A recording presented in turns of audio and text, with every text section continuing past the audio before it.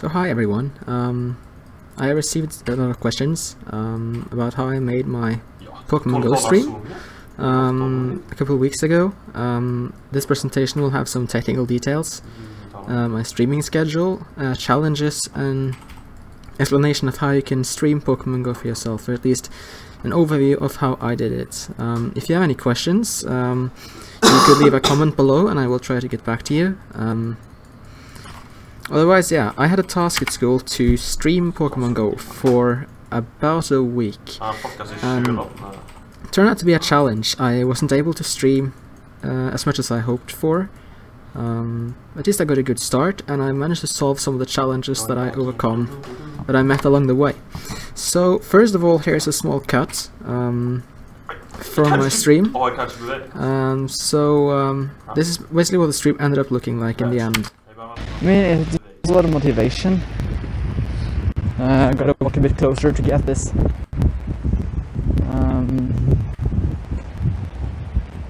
But I can't see any ongoing attacks against it.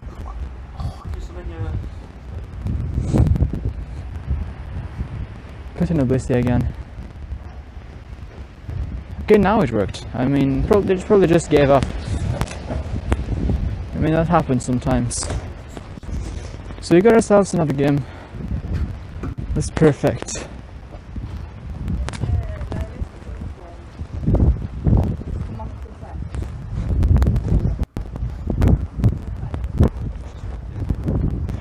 On to the next one.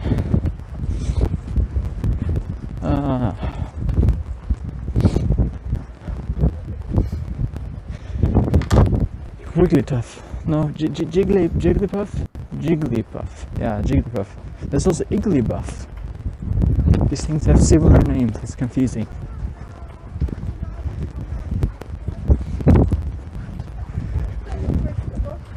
And I guess that's kind of the point, since they are in the same evolution chain. Igglybuff evolves to Jigglypuff, which evolves to Wigglytuff. So this is a shortcut. Now, the stream itself had a lot of technical challenges. Since obviously streaming from a computer is pretty straightforward. You could just play the game, hook up OBS, and stream right onto YouTube or Twitch or your streaming service of choice. Really simple and easy to implement. Now instead, when streaming from mobile, you have some challenges. First of all, you can't just stream directly onto YouTube or Twitch. I mean, you could, but you would not have any fancy overlays or maps or other things that would look nice on a stream. So the first challenge is to find a way to transfer the screen, the contents of the screen, onto some kind of streaming processor. So what I did was I set up a computer at home with OBS, and then I looked for a way to transfer the screen contents wirelessly onto OBS. That proved to be a challenge. But this is, so I streamed from Android. You can probably guess there is an app for this. The app that I used is called Larix Screencaster. It's a really great piece of software. It doesn't work very well if you stream the mic as well. It has an option for it, but I would recommend not doing that. It had a lot of issues that I didn't foresee when I was looking into this app. So we got our problem solved. This thing can stream to a streaming server. I set up a streaming server on my computer at home, and everything seemed to work really well. Problem solved. Now, next step, you might have noticed on the stream that I had a map up. This map shows where I move in real time. This can be really practical if you are playing Pokemon Go, to show people like where you are at any given time. There's an app for this. This app is called Glimpse. Glimpse is a location sharing app. It is used for the sole purpose of sharing your location with someone else. That also means you can share your location with yourself. So I sent myself a link, set a Glimpse link to last for 4 hours, and I just sent this to my computer and loaded this Glimpse basically into OBS. Which means I had a map. I had to adjust the colors slightly because it was very bright, but mostly it seemed to work really well. Tracked me all the way, so I'm happy with that. Problem solved.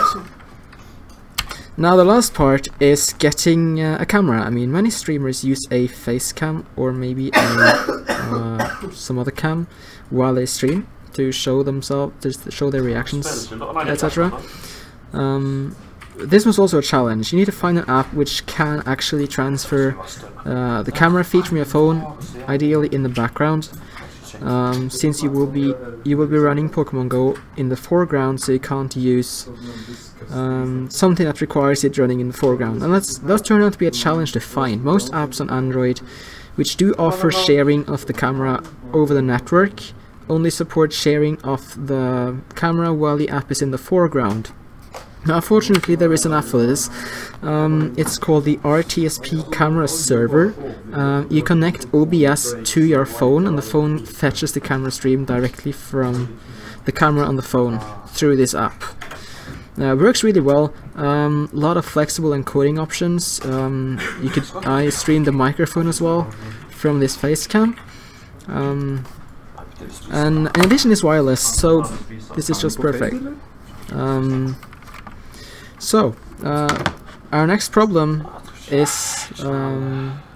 streaming from the mobile network. It's easy to stream on Wi-Fi because it's on the same network. You can just plug the phone right into OBS, but this is a challenge since when your phone is on the mobile network, it's obviously not going to connect easily.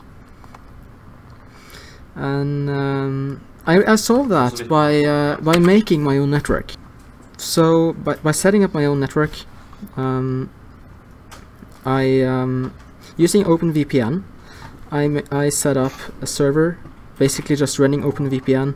It let my phone be on the same network as my computer. Basically allow them to talk together, since the mobile network doesn't support port forwarding. In most cases it's behind a NOT, so you can't get an IP address that you can feed into OBS or just fetch from directly from the phone. This worked really well. So overall the streaming layout was like this. This is a pretty complicated chart. So we got in the bottom left here, we have the phone using the camera through the RTSP camera server app. The screen goes through Larry's screencaster. This is then pulled through the VPN tunnel onto OBS, and then finally encoded by OBS and pushed out onto YouTube from there. Onto the next part, the streaming schedule. Now it turned out that well, I wanted to stream for at least 3 days. I had set aside Tuesday, Thursday and Friday for streaming. I was able to stream successfully on Tuesday and Thursday. By the time Friday arrived, I thought there was going to be an event with Generation 3 Pokemon. Turns out this event actually started on Saturday, and the weather was kind of boring, so I ended up just having to actually cancel it. I was hoping to do it on Saturday, but I didn't get enough time to make a successful stream on Saturday. So what I did instead was I set up a stream for Elder Scrolls Online. I have a minute or two of footage from this game if you want to watch. So this is what I did instead, in order to stick to my streaming schedule.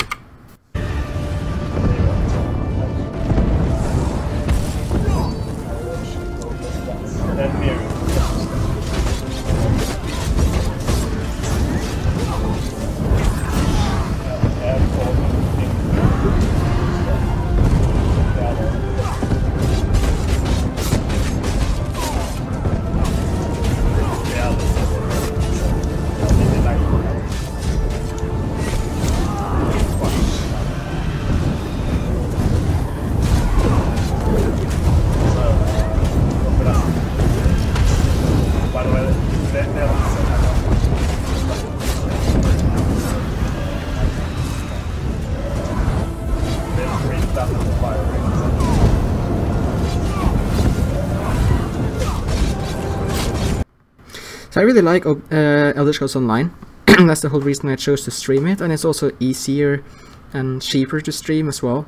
So it was nice with a break. Playing Pokemon Go and streaming on mobile data means it takes a lot of data, so you need mobile connection which is stable and fast, and also preferably unmetered. I spent a total of over 20 gigabytes of mobile data just streaming Pokemon Go.